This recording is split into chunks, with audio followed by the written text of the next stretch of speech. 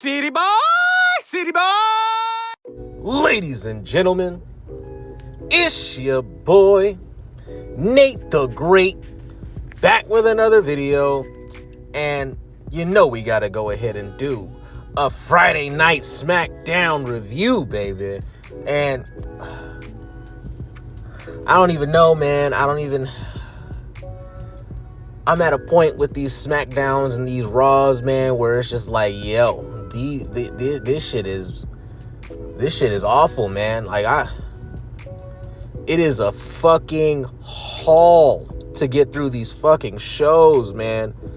The reason why this video is coming really late tonight, you might get it in the morning. We'll see when this motherfucker decides to upload. I done ran through all my data this month. So we'll see when this motherfucker decides to upload. But yeah, man, it is a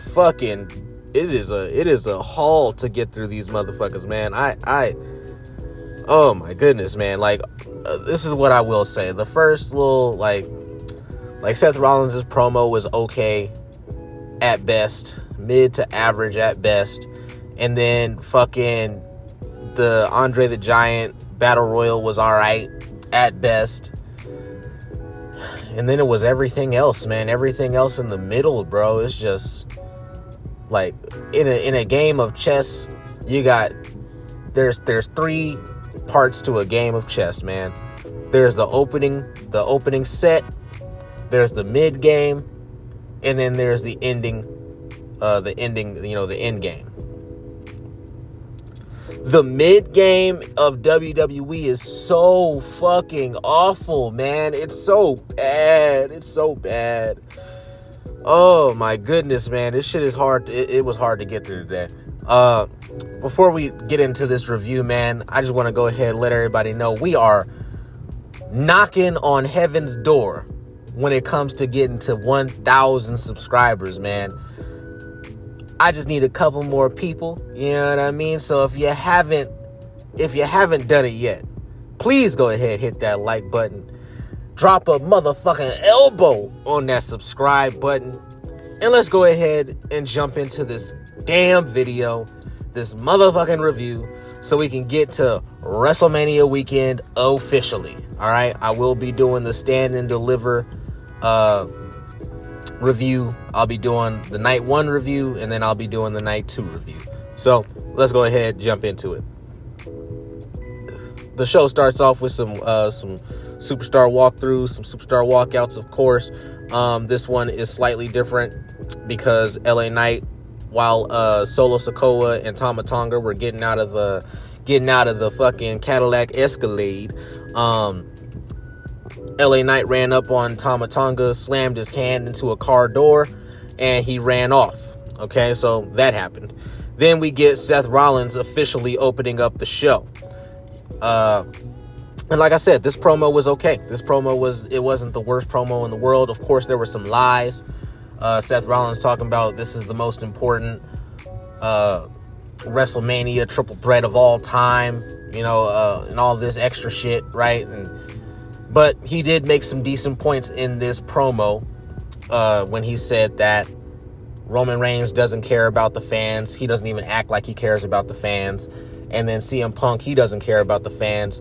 He didn't come back for 10 years, even though they were, shouting his name, chanting his name for 10 years straight. He came back for that check. You know what I mean? And Seth Rollins has been the one out there sacrificing his body, sacrificing his health week after week after week, sacrificing family time, sacrificing everything so that way he could entertain the fans. So he did make some decent, solid points here. And fucking the fact that CM Punk and Roman Reigns weren't there tonight, I mean, it just goes to show that, his promo holds a little bit of weight. And we move on to the Andre the Giant Battle Royal. This Battle Royal was not the best that I've seen, but it was okay. It was, like I said, it was all right, man. One thing I did want to talk about is that in the little promo package that they had, the little video package that they had for the Andre the Giant Battle Royal, where they were talking about Andre the Giant, first of all, what an icon, right? What an icon. that Andre the Giant is, man. R.I.P. to one of the damn GOATs, man. I don't care what nobody's talking about. Andre the Giant was absolutely spectacular, okay? Spectacular. But one thing I didn't like about this video package was that whoever was doing the voiceover said some shit like, in 2014, the Andre the Giant Battle Royal was officially commissioned by the WWE to bring us the same awe that Andre the Giant brought us. Like, it's not the same. Like, it's not, Andre the Giant ain't in these fucking Battle Royals, but that's a nitpick, I guess. But yeah, this shit was all right, man. There was a lot of cool spots in this shit. Rey Fenix was definitely the star of this Battle Royal. You could see that Triple H was very intent on getting Rey Fenix to get all of his spots in. And Rey Fenix, like I said, man, like he has some really cool moves when he's in the ring. It's just that I don't care about him. Like that's just the only problem. Like I don't care about him. And I don't understand how you can care about him when he doesn't have a character yet. Like he's just another luchador. But there were some cool spots in there, like I said, like Chad Gable getting jumped by all the luchadors. That was pretty funny. R-Truth and Carlito in the beginning. R-Truth stole Carlito's apple and started eating it. Carlito tried to eliminate R-Truth, but R-Truth eliminated Carlito. Took a couple bites of the apple again and then threw it at Carlito's head. And then I think it was Miz who came in for the to throw out R-Truth next. So that was a decent little, something right there. Otis eliminated himself when he eliminated the Creed brothers. That was kind of funny. And besides that, man, what you need to know is that the last three people in the ring were Rey Fenix, of course. Then you had Andrade. Then you had Carmelo Hayes. And Rey Fenix was, in there doing his damn thing. He was running across the ropes to do the Adios Amigo. And fucking El Grande Americano comes out of nowhere, right? Masked up, doing what he does. And he, trips up Rey Fenix on the ropes. This could have been terrible. Like, I don't know why they commissioned this spot. This really could have been awful. But thankfully, Rey Fenix caught himself. And Chad Gable ends up throwing him out, and Rey Fenix loses. So now we have Andrade and Carmelo Hayes in the ring for another rematch, baby. With it had to come to this, man. It had to come down to another rematch, man. But they were going head to head for a little bit. Carmelo Hayes ends up picking up the victory. Thank goodness, this was the right choice. All right, there were a couple of choices in this match where Triple H could have gone to and that I wouldn't have been upset with. But Carmelo Hayes winning, it was definitely the icing on the cake. I can give that to Triple H. Good on him for that. All right, and we move the fuck on. All right, now after this, we got yet another. I'm pretty sure it was either on Monday or it was this last Friday where we got a recap, of the Taker and Triple H match, and they were talking about how Triple H is going to get inducted into the Hall of Fame, and literally, if you didn't have your eyes on the internet, on the wrestling pages or whatever the case might be, you would hardly know. You might have forgotten that Michelle McCool is also going into the Hall of Fame this weekend. That the Natural Disasters are also going into the Hall of Fame this weekend. That Lex Luger is also going into the Hall of Fame this weekend. You could have forgot. You could have easily forgotten, because we have not seen very many promo packages, video packages for any of these other legends, any of these other future Hall of Famers, and it is what it is. All right, it is what it is. I wasn't happy to see this again. Is there no other Triple H matches? You know what I mean? Is there no other match? Why not throw up the match between Triple H and Mick Foley, the one that actually put Triple H's name really on the map like that? Because before that, he was basically a mid-card jobber. it wasn't until his feud with Mick Foley that people really started looking at him as a main event or like upper mid card main event type of guy, right? So I don't know. I like I said, I didn't like that at all. Next up, we got Charlotte Flair, and Tiffany Stratton. They had their recap for the shit that they've been going through. Then Charlotte Flair comes in. She does her interview with Wade Barrett. I guess it's like a little snippet of what they're going to show on, I don't remember which night they're on. I'll check in a little bit. I don't remember if it's night 1 or night 2. Who cares? But Charlotte Flair is basically saying, oh yeah, it hurt me that Tiffany said what she said, but at the end of the day, I think people are more invested. I think that people are more hyped for this match, and that's what this is all about. People are not more invested in this match. Nobody could possibly care beyond the fact that this is a world title match. Nobody gives a shit. Let's just get this shit over with, and let's fucking move on. Next up, we had, so get this. They said multiple times that the first hour was going to be commercial free. Here we are 50 minutes, not even 50, 48 minutes into the hour, and we get our first commercial. Like, come on, don't fucking lie to me, man. Don't sit here and fucking lie to me, dog. Oh man, that was just something I had to throw out there, because like, don't fucking lie to me, man. But next up, we get a promo package, not promo package.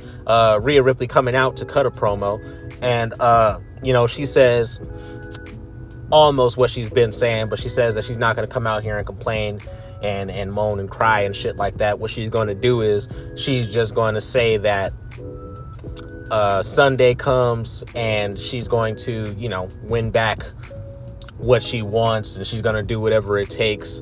Here comes Io Sky. Io Sky comes out to no pop. Zero pop. Okay? Not a soul in the building was on their feet besides the people that were on the ramp to, get their hands touched by this little bad Asian bitch. And it is what it is, man. Nobody cares about Io Sky in this triple threat, man. They like, everybody wanted Bianca Belair and Rhea Ripley, and Io Sky is just like in the way of this, and that's really fucked. That's a terrible position to be in if you're Io Sky. It really is. But before Io Sky even gets out a word, Bianca Belair comes out, interrupts the whole little thing. Bianca's getting booed. This shit is crazy. This is what I'm talking This is what I'm talking about, man. Like, Bianca's supposed to be a face. Io Sky is a face.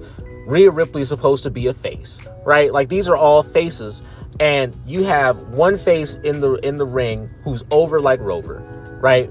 In Rhea Ripley. Then you have fucking Io Sky.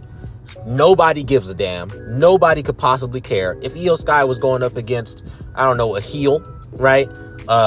Any heel at all, people would have no problem cheering for Io Sky, I'm pretty sure, okay? People usually cheer for Io Sky. But in this case, when she's in there with two stars that are just significantly bigger than her, then this hurts her. She's in there and she is the third wheel. And then you have Bianca Belair, who is a face, right? She's getting booed unrighteously, if I might add, because I don't know what the fuck is going on with these hive mind bots, these fucking ridiculous fucking retard fucking Mark fans in the fucking audience that are booing Bianca Belair for no good reason. Zero good reason. Like, nobody in there could tell me, if I asked them with a microphone to their fucking face, hey, why are you booing Bianca? I don't know, Rhea Ripley's in there. I just want Rhea Ripley to win. I love my mommy. I want her to step on me. Like, that nobody could give me a good reason why they're fucking booing Bianca Belair. But here we are. Three faces in the ring, one not getting a reaction, one face getting booed, and the other that's over like Rover. This shit is awful. But Bianca says, some shit. I don't even remember what Bianca said. She said some shit about, like, she had to be here. This might be her last Smackdown because she's going to be moving over to Raw when she wins the championship, etc., etc. Here comes Naomi. Naomi comes out and she's like, hey, B, where you been? I've been texting you and calling you and leaving you. I filled up your voicemail box. I know you got my text because it said that they were delivered, right? Do you not care about our friendship that much? And Bianca's like, I already told you how I felt about the situation. I don't care. I don't want to do this right now, you know. And then here comes Jade Cargill. And this whole fucking segment is just more and more convoluted as we go along. It's just getting more and more convoluted as we go along. But here comes Jade Cargill. She's getting ready to put the beats on Naomi yet again, right? And Jade Cargill, she doesn't have a mic. She just came out here for the smoke. That's the only reason she came out. And fucking Naomi jumps behind Bianca Belair. Jade Cargill, she's like, looking at Bianca like, oh, so you gonna protect her, this, that, and the other, right?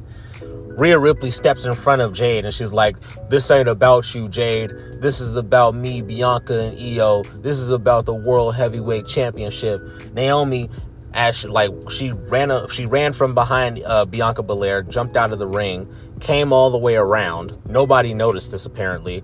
And she jumped up behind Jade and pushed Jade into Rhea Ripley. Rhea Ripley falls into Bianca Belair. So Rhea Ripley and Bianca Belair, they start going at it. Jade and Naomi, they start going at it. Io Sky is standing there just looking at all this shit going on. She has not said a single fucking word, right? And security comes out because, of course they have to come out.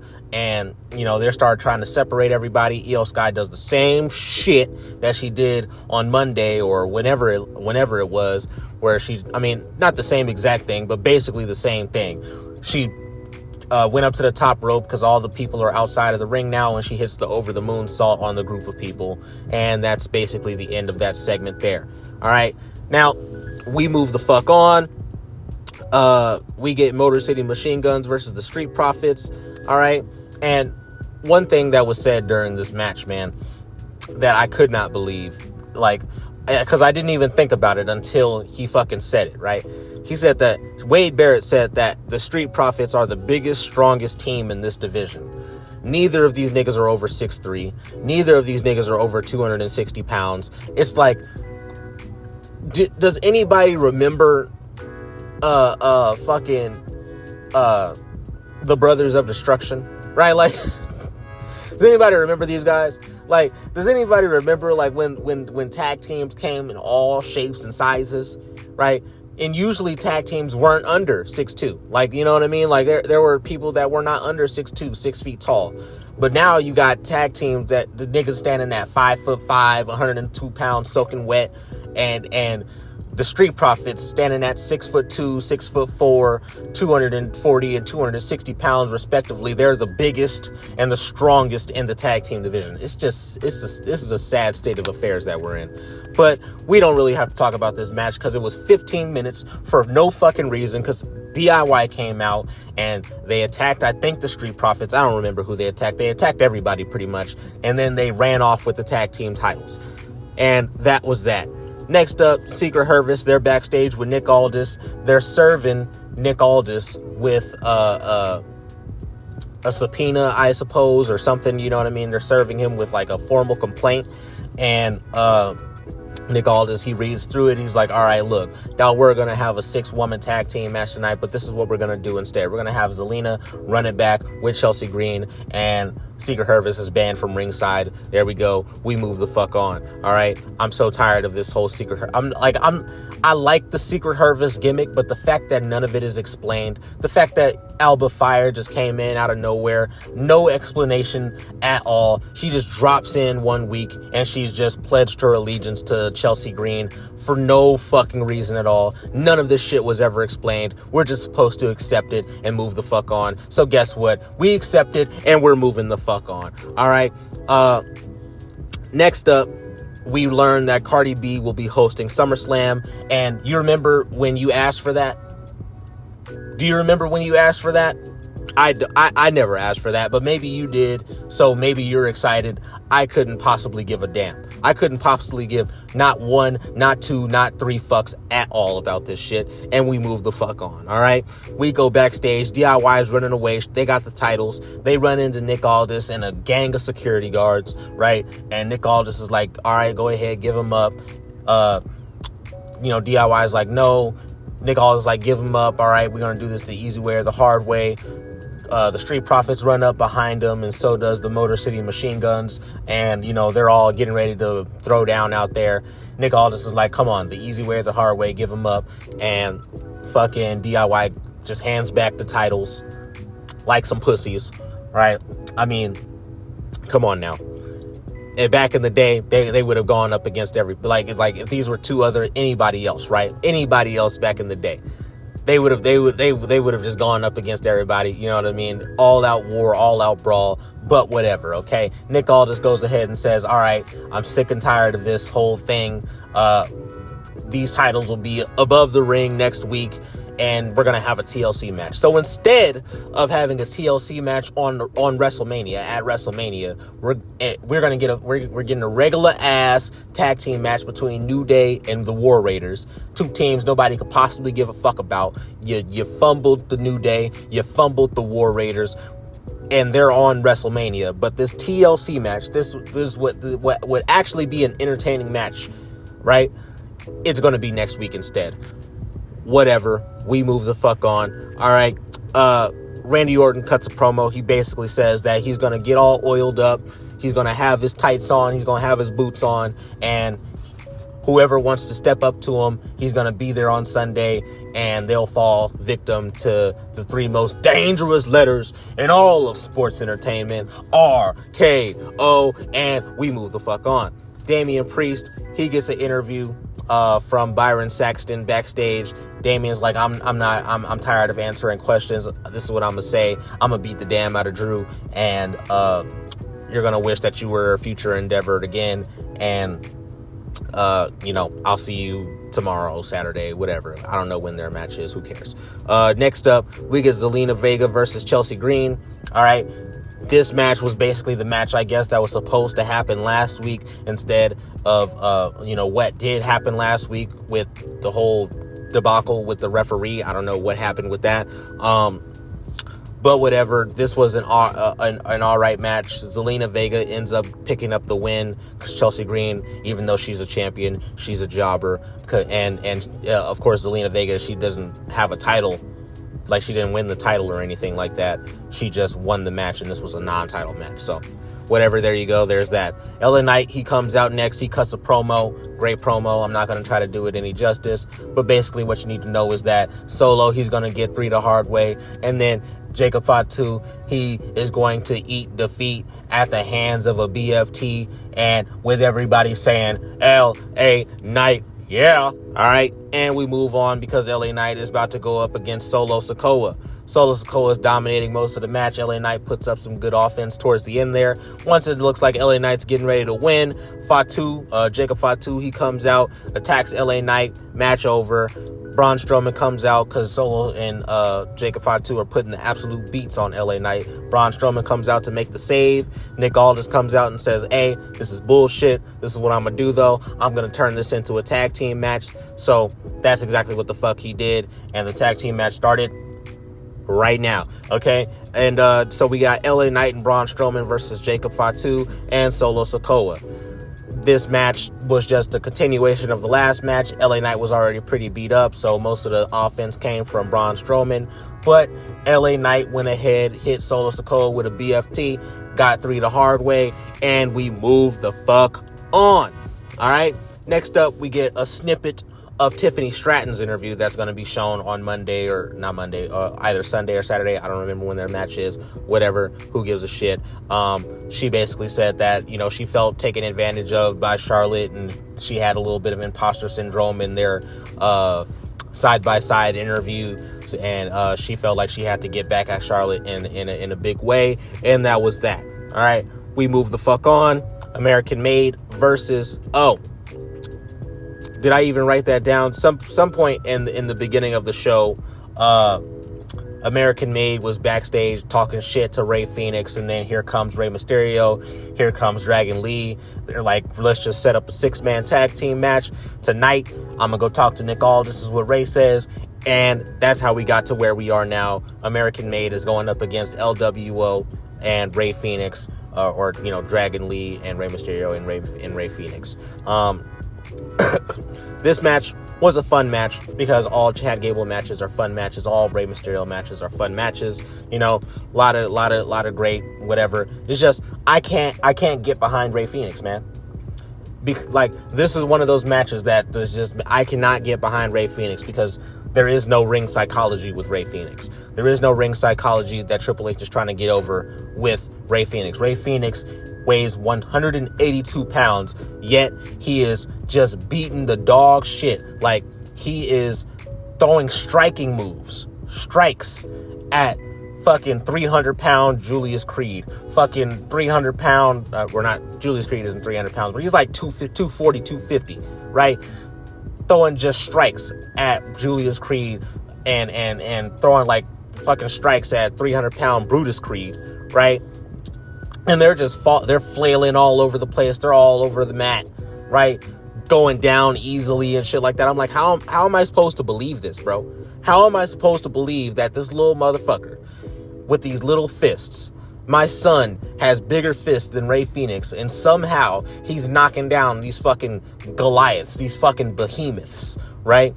Like, it just doesn't make sense. But whatever, Rey Fenix ends up hitting Julius Creed with like a top rope meteor because there's no way he's picking him up for a fucking Mexican muscle buster, right? Like, there's no way he's doing that.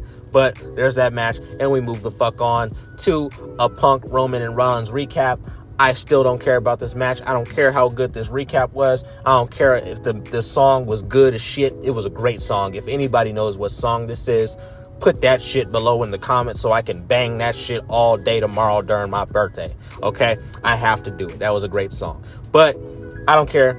I still don't care about this match. It's impossible to make me care about this match. And we move the fuck on.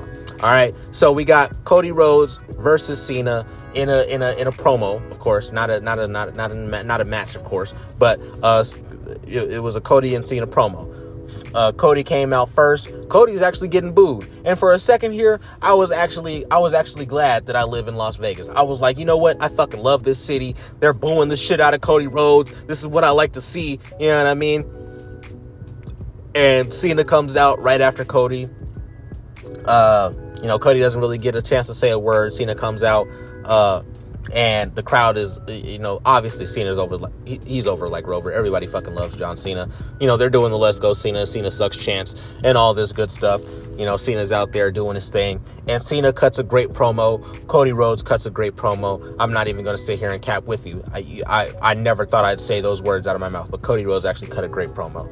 So Cena starts off by saying that, basically, Cody Rhodes is an insecure person, just like the rest of the wrestlers, because Cena, what he's doing is so out of the blue, out of the ordinary for a wrestling star, because all the rest of the wrestlers, they always say that they're retiring. There's never really a retirement match, because there's always one more match. They always have one more match in them, and that's because every other wrestler, they're insecure. They don't have a life outside of this. They need the fans, they need the adulation, and they need everything that the WWE universe has to offer them, and that's why they always come back, because outside of, in the ring, outside of that shit, they don't have anything else. And I could not agree more. That is absolute facts. And then, John Cena basically says that Cody Rhodes, he's a nobody, or, Cody Rhodes wears a suit because he wants to be a somebody. He got the tattoo because he wants to be a somebody.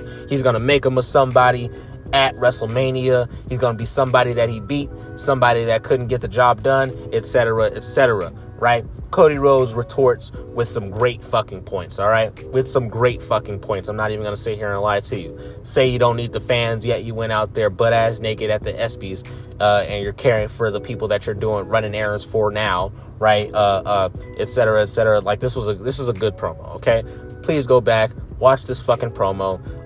I still don't care about this match any more than I already did, okay? This match, is the most interesting match on the card. It's the only match that actually has real weight behind it, real genuine implications, because it's the top guy in the company potentially losing his title, and that's the only thing about this that actually makes it interesting. So that was that was it for tonight, man. Like I said, man, the first part of the show was pretty decent, and the last part of the show, the last little 20 minutes or so, was also very good. It was just everything else in between, man. Everything else in between is just a fucking drag, man. 15, 20-minute matches for no fucking reason, man. It's just fuck, man. And then no actual segments, no real scenes, bro. It's just ass, man. It was so fucking hard to get through today. So let me know what y'all thought of tonight's show. Did you like it? Did you not like it? Did you hate it? Did you not hate it? All right. And are you ready for fucking WrestleMania? Because I'm ready. Are you ready for ass? Because that's exactly what's going to come tomorrow. All right. This has been your boy, Nate the Great, back with another video. Like and subscribe if you want to hear some more. And I'll see you in the next one. Peace.